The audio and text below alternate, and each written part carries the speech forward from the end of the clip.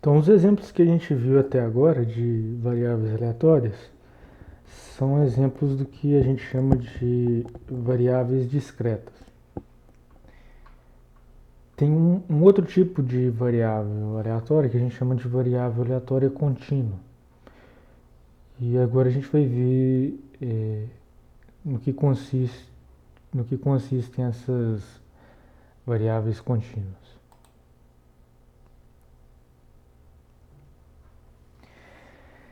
Então imagina que por alguma razão a gente queira sortear um ponto em uma régua. Então a gente pode definir a variável aleatória para esse experimento, né, que é a distância do ponto até a origem da marcação. Então imagina que a gente pode sortear qualquer ponto da régua aqui, mas independente da marcação. Então, acho que aqui a marcação está em milímetros, né? Mas imagina que a gente poderia também sortear o ponto 1,000001 centímetros.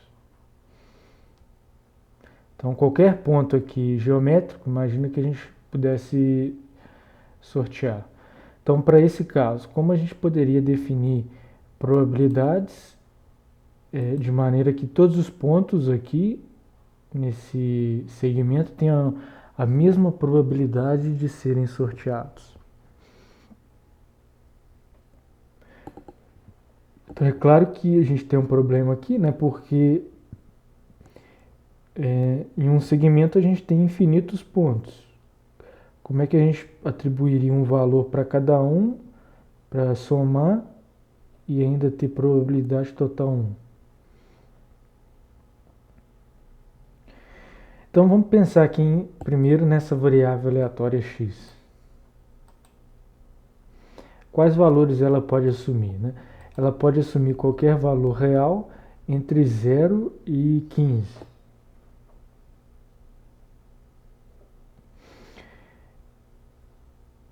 Então a gente poderia começar supondo, né, que a probabilidade dela estar entre 0 e 15 seja 1. Um outro ponto de partida. A gente poderia também pensar na probabilidade do ponto sorteado estar entre 0 e 7,5. Então repara aqui que de 0 a 7,5 dá exatamente metade do segmento. Então, proporcionalmente, a gente poderia pensar que a probabilidade aqui seria meio.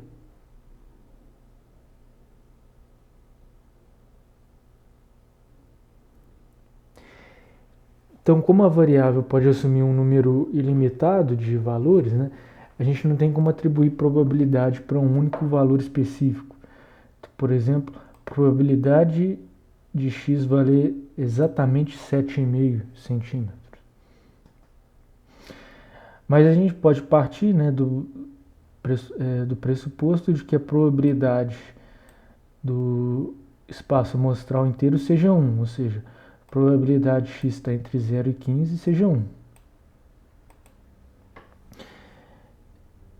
E como a gente quer que todos os pontos tenham a mesma probabilidade, ou seja, que a probabilidade seja uniformemente distribuída, a gente pode pensar também que a probabilidade x está entre 0 e 7,5 seja igual à probabilidade de estar entre 7,5 e 15, que é igual a meio. E a gente pode estender esse raciocínio aqui e calcular a probabilidade de qualquer intervalo, né, proporcionalmente ao comprimento dele. Então, por exemplo, a probabilidade x está entre 2 e 3, né? Seria o comprimento do intervalo 1 dividido pelo comprimento do intervalo total, que é 15. Então seria 1/15 a probabilidade do ponto estar entre 2 e 3. Então esse é um exemplo de variável que a gente chama de variável aleatória contínua. Então, diferentemente dos casos anteriores, né, em que as variáveis eram discretas, a gente não consegue definir o valor de probabilidade para um único valor específico. Então, para variáveis aleatórias contínuas, a gente pensa em probabilidades a partir de intervalos. Essas variáveis, né, elas são muito utilizadas para representar grandezas físicas, como dimensões, né, comprimentos, distâncias, peso, tempo cronometrado, né?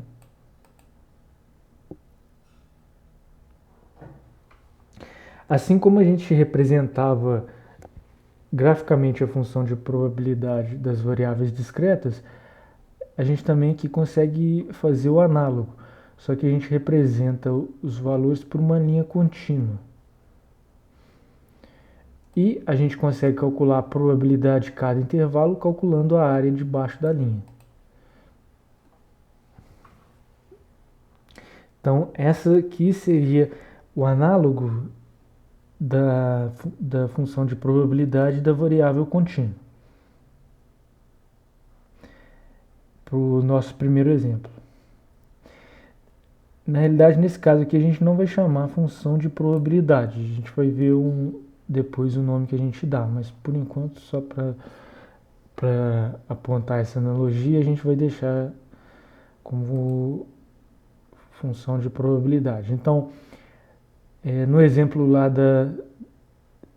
dessa variável x, né, como que ficaria? Aqui, para os valores menores que zero, a função teria o valor zero. Para os valores maiores que 15, teria valor zero. E para os valores aqui entre 0 e 15, teria aqui o valor 1 sobre 15 avos. E a gente representa aqui por uma linha contínua.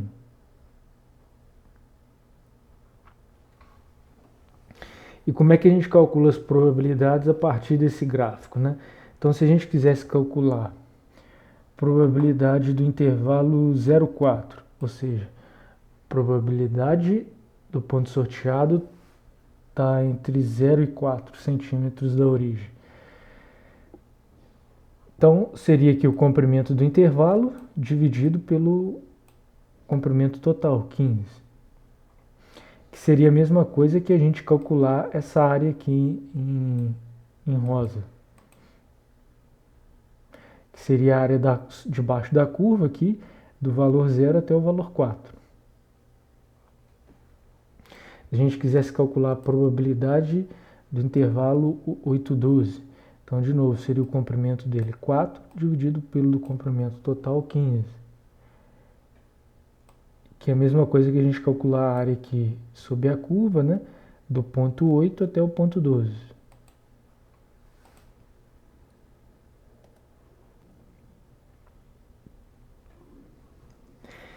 Então, no exemplo, a gente definiu a probabilidade de maneira que ela fosse uniformemente distribuída ao longo do intervalo.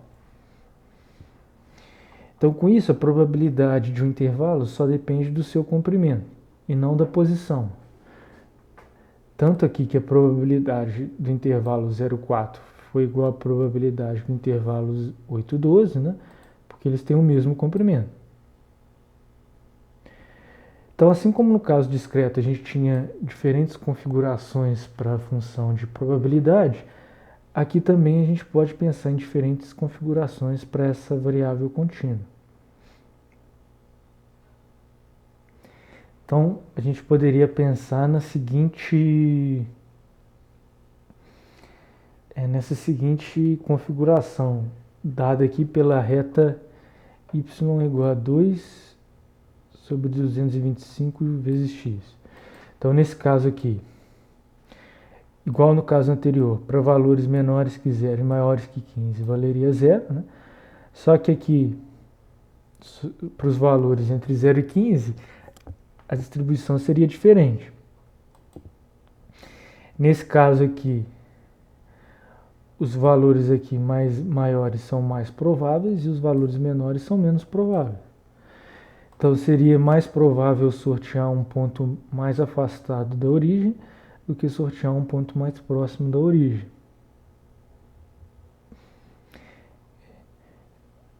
Por que nesse caso a função seria dada por essa reta aqui entre 0 e 15? Para que a área total aqui debaixo da curva seja 1. Por isso que essa reta específica aqui. A única condição que eu tenho que impor é que a área total aqui debaixo da curva tem que valer 1.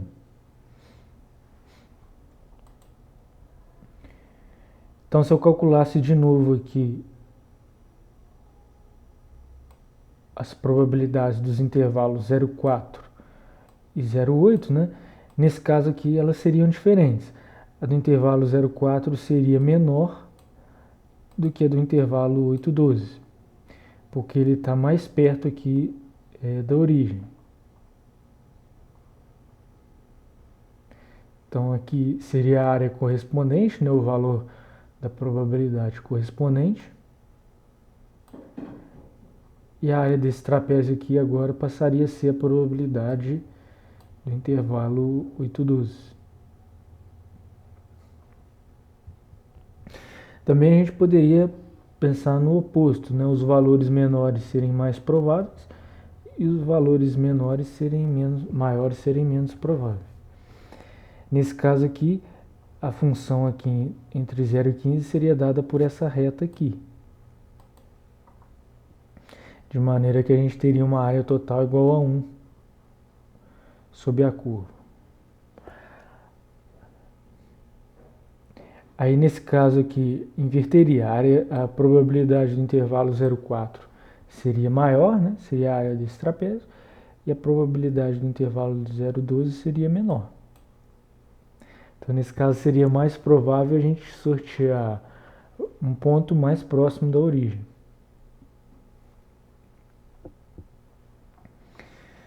Então, como eu tinha comentado, né, o análogo da função de probabilidade para variáveis contínuas a gente chama de função densidade, né, que são essas funções aqui que eu representei anteriormente.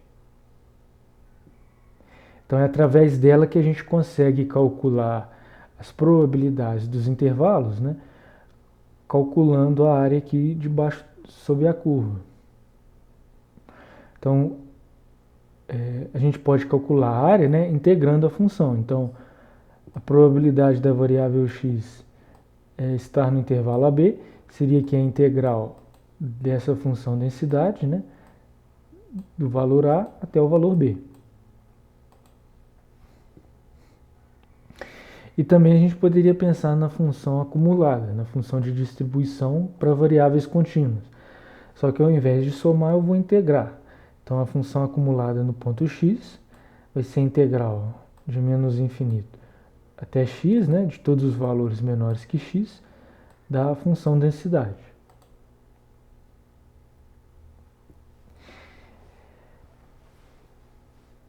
E as propriedades que essas funções têm que verificar. A função de densidade tem que ser maior ou igual a zero. Ela pode ser maior do que 1, né? Na realidade bem maior do que 1. É diferente do caso da função de probabilidade, que tem que ser menor ou igual a 1. A função de densidade só tem que ser maior do que zero. E a integral dela na reta inteira tem que valer 1. Ou seja, toda a área debaixo da curva tem que valer 1. A função acumulada de distribuição tem as mesmas propriedades do caso discreto, ou seja, ela é não decrescente e os limites assintóticos aqui à esquerda é 0 e à direita é 1.